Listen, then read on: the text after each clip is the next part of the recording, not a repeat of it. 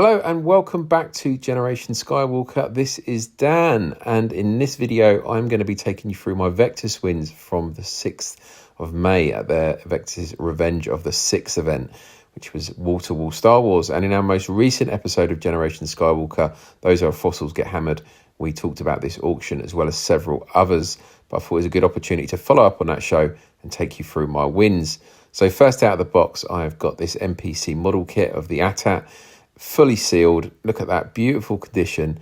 Really pleased with that one, and we'll probably hang on to it for my own collection. And next out the box, we have got a Craftmasters acrylic paint by numbers set. So it's the AT-AT scene there of the AT-ATs walking across Hoth. Again, look at that, fully sealed, wonderful condition, much better than I was expecting.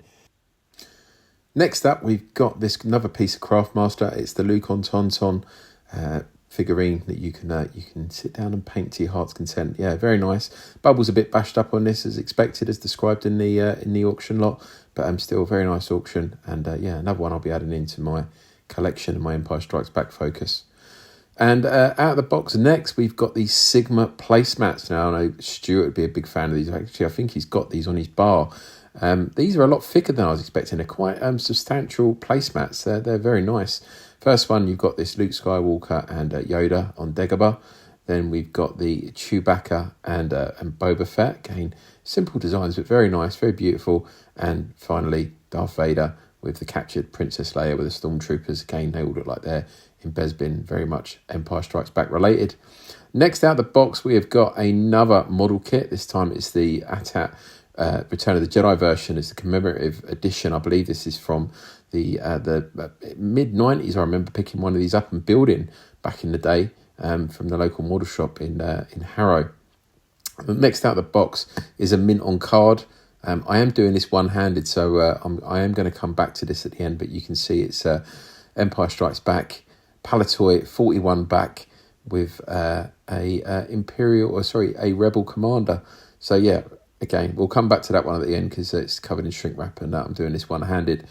Next out of the box, it's the piece that I'm most excited for, the smallest piece in the box, but something I'm really excited to get. It's the Palatoy Parker Bradgate baggie that came with the Dengar mailer. So I've had an open version of this for years with my mailer box, but this sealed version was too much for me to resist. So I've added that in and can't wait to get that up and displayed. So I've cut to the chase now and moved out the packaging and straight to the items. I've got an AT-AT here, Palatoy version, Empire Strikes Back. I already own one of these, but this one's got a nicer box and it also has the insert. So I'm probably going to do some swapping around with my existing one, and then yeah, whatever's left over I will sell on. But yeah, very nice example there, and yeah, it's ready to be taken into my collection. So very happy with that. And at last, but by no means least, is the item I'm most curious about. And I did buy this purely out of curiosity and can't wait to open it up.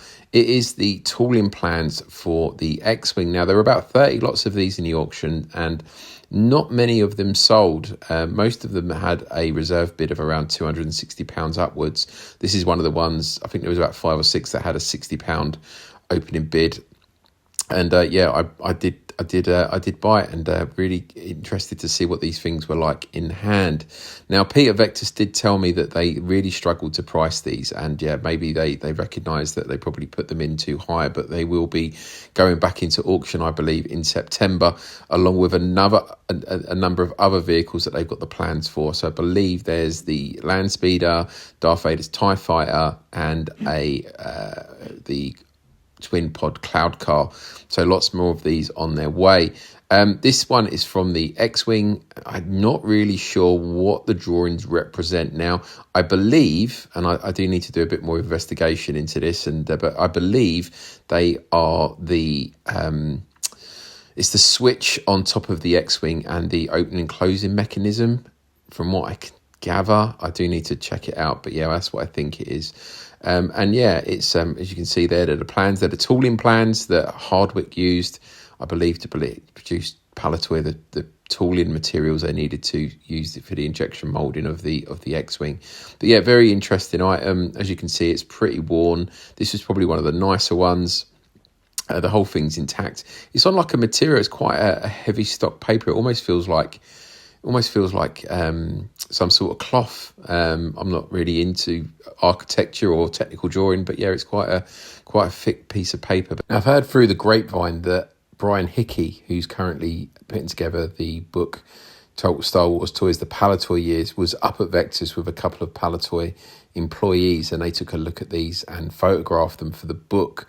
Not necessarily this one, but it'd be interesting to see when the book comes out what it's got to say about them. It will hopefully give us shed a bit more light on what these are and how they were used. But it's a really interesting piece, and I'm really looking forward to learning more about it over the coming weeks and months.